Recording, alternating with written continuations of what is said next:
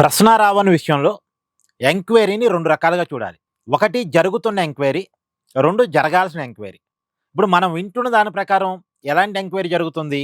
ఈ ప్రశ్నారావణకి మావోయిస్టులతో ఉన్న సంబంధాలు ఏమిటి? హిడ్మాతో ఉన్న సంబంధాలు ఏమిటి? ఎందుకు హిడ్మాని హీరోగా చిత్రీకరించే ప్రయత్నం చేశాడు? హిడ్మా ఎన్కౌంటర్ సమయంలో ఎందుకు అంత ఎస్టీమ్‌గా స్పందించాడు? ఇతను ఏమైనా ప్రస్తుతం ఉన్న యువతని మావోయిజం వైపుగా ఆకర్షించటానికి ప్రయత్నం చేశాడా? మావోయిస్టు భావాజాలాన్ని ప్రచారం చేయడానికి ప్రయత్నం చేశాడా? ఇతనికి అంత ఇంట్రెస్ట్ ఏంటి? మావోయిస్టుల తరపున ఇతను పనిచేస్తున్నాడా?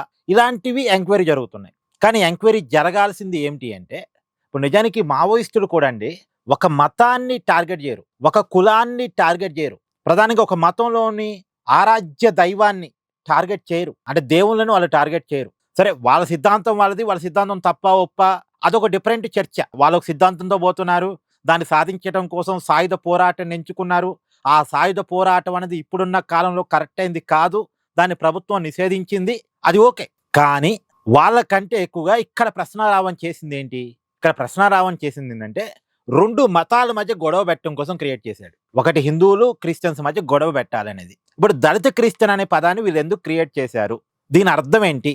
దీని వెనకాల ఉన్నటువంటి రహస్య ప్రయత్నం ఏంటి? ఇది చర్చ జరగాలి. ఇప్పుడు వీళ్ళు అభ్యుదయ భావం, కమ్యూనిజం అని ముసుగేసుకున్నారు. వీళ్ళు కమ్యూనిస్టులు గారు, అభ్యుదయవాదులు కాదు, వీళ్ళేమీ కాదు. నాకు తెలిసి అభ్యుదయవాదులు కమ్యూనిస్టులు అయితే ఒక మతాన్ని మాత్రమే టార్గెట్ చేయరు. కానీ ఇక్కడ ప్రశ్నారావణ్ హిందువులను తిట్టాడు, హిందూ దేవులను తిట్టాడు, హిందువులు తమ కొడిచేటువంటి రాముణ్ణి తిట్టాడు, తర్వాత సీతాదేవిని తప్పుగా మాట్లాడాడు, ద్రౌపది దేవి గురించి తప్పుగా మాట్లాడాడు. మరి ఇలా ఎందుకు మాట్లాడాడు? దీని ఉద్దేశం ఏంటి? ఈ దళిత క్రైస్తవ శంకారామం అనే సభ ఎందుకు పెట్టారు? అసలు ఈ పదం యొక్క ఉద్దేశం ఏంది?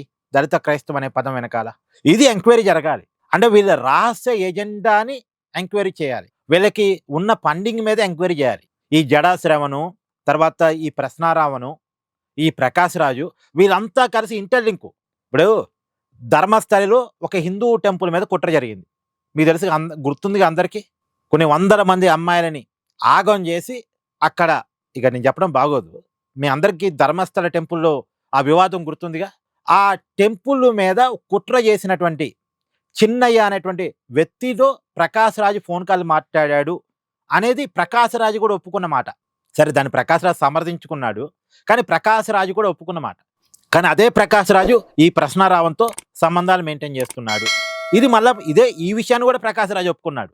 చిన్నయ్యతో ఫోన్ కాల్ మాట్లాడాను అనే విషయాన్ని ఎలా ఒప్పుకున్నాడో, ధర్మస్థలి కుట్రదారుతో ఫోన్లో మాట్లాడానన్న విషయాన్ని ఎలా ఒప్పుకున్నాడో, ఇతనితో కూడా ప్రశ్నారావణ్తో కూడా నాకు సంబంధాలు ఉన్నాయి అనే విషయాన్ని ఒప్పుకున్నాడు. అంటే వీళ్ళంతా కలిసి చేస్తున్నది ఏంటి?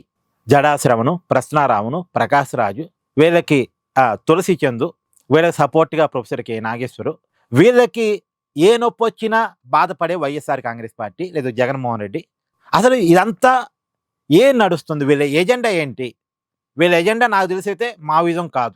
వీళ్ళెవరూ కూడా కమ్యూనిస్టులు కాదు, మావోయిస్టు సింపథైజర్స్ కాదు. కానీ ఆ పదాన్ని వాడుకుంటారు, ఎవరికి అనుమానం రాకుండా ఉండటం కోసం ఒక ఐడెంటిటీని వాడుకుంటారు. ఆ ఐడెంటిటీయే కమ్యూనిజమో మావోయిజమో. ఇది జరగాల్సిన ఎంక్వైరీ అని నేను అనుకుంటున్నా. ఇక్కడ మీ అభిప్రాయాన్ని కూడా కామెంట్ చేయండి. Please do like, share and subscribe this channel.